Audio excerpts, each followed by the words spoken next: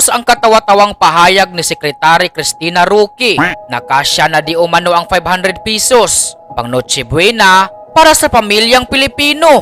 Kung 2,500 pesos, makakabili na kayo ng ham, makagawa ka na ng macaroni salad, makakagawa ka na rin ng spaghetti. Depende rin po yan kung ilan yung tao kakain. Nasinigundahan pa ni Yossi Claire Castro na patawa-tawa pa habang ipinapaliwanag at dinidipinsahan ang pahayag ni Secretary Cristina. Kung magkukompute ako, kung bibili ako ng 1 kilo na ham na mumurahin, hindi yung may brand, pwede. What? Ham lang. Baliw. Wala po si spaghetti. Depende kasi. Depende yan eh. Kung anong bibilin mo. Ano ba ang balak mo? Kasi di ba may nabibili naman nakapack na yung pang chop suey. Mura lang yun. Tapos bumili ka ng bihon, toyo. Gunggong! Barinig kita sa mukha eh!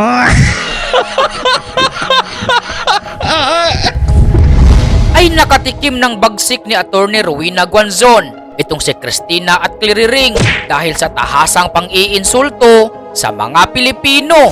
Ayon pa kay Attorney Rowena Guanzon, sa halip na taasan ng gobyerno ang sweldo at pababain ang presyo ng mga bilihin, ay pagnanakaw ang inaatupag ng administrasyong ito, kaya naghihirap ang sambayan ng Pilipino. Pasko na naman. Itong gobyerno natin talaga, lahat na lang ng kapalpakan nyo, pinapasa nyo sa taong bayan. 500 pesos na Noche Buena para sa 4 na tao. Nakaka-insulto na kayo. Imbis na itaas nyo yung sahod, ibaba nyo presyo ng mga pagkain.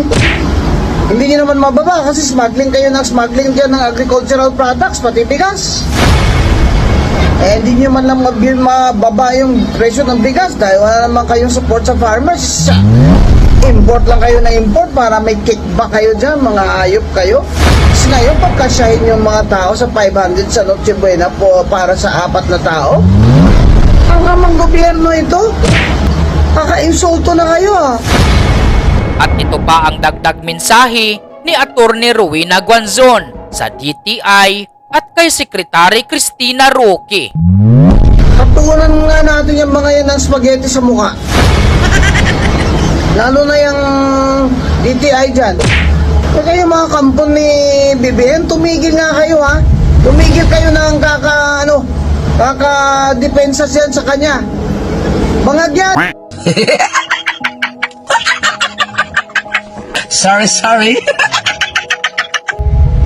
Hinamo naman ni Kamanggagawa Party List Representative Ili San Fernando itong si Secretary Cristina Roque na samahan siya sa palengke at patunayan nito na kasya ang 500 pesos pang Noche Buena at kung hindi, kumuha na lang siya ng 1 pakete ng spaghetti at ipukpok ni Secretary Cristina sa sariling ulo niya. Alam mo, Secretary Roque, sa halip na aminin mo na lang yung katangahan mo at mag-sorry, being accountable sa mga mamamayang Pilipino na nagpapasahod sa'yo, mas diiniinan mo pa, pinagduldulan mo pa yung katangahan mo. Sorry.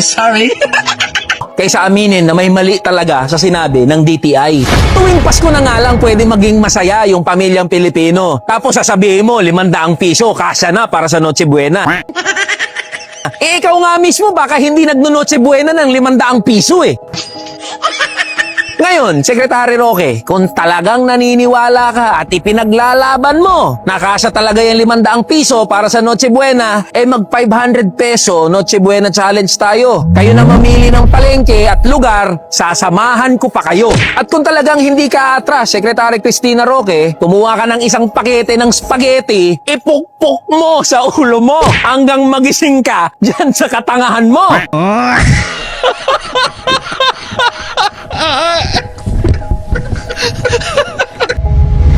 Sa halip na itama ang pagkakamali, ay ipinagpilitan pa talaga nitong si Cristina ang pagkaiti-iti niya.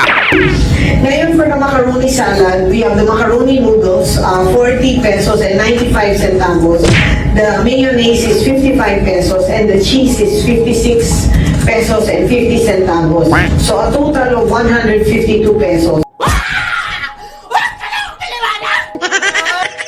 Kaya pala nasabi niyang sapat na ang 500 pesos pang Noche Buena kasi mukhang palaging walang gana na kumain itong si Christina.